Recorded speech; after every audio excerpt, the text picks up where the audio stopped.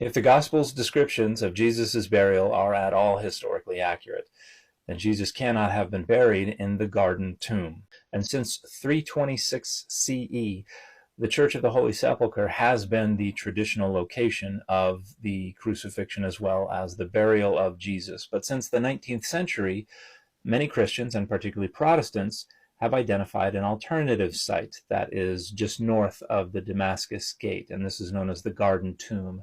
And it was first noticed in the 19th century when a German Protestant who was staying in a nearby hotel noticed that there was a rocky outcropping that looked kind of like a skull. And he decided that must be Golgotha, because Golgotha means place of the skull.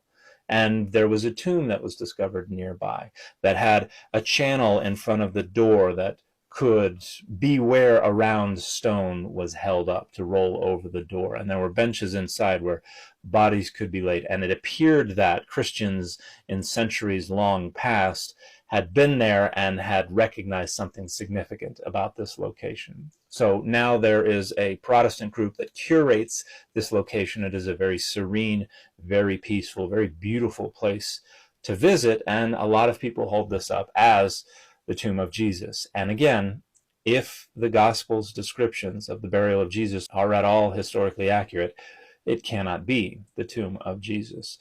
The biggest reason is that this tomb is an Iron Age rock-cut bench tomb. And according to Matthew 27, Joseph of Arimathea had that tomb carved out during his lifetime. It was brand new. No one had ever been laid in it before. That cannot be the Garden Tomb. The Garden Tomb dates probably to around 700 BCE and would have had numerous burials in it prior to the birth of Jesus, much less his crucifixion.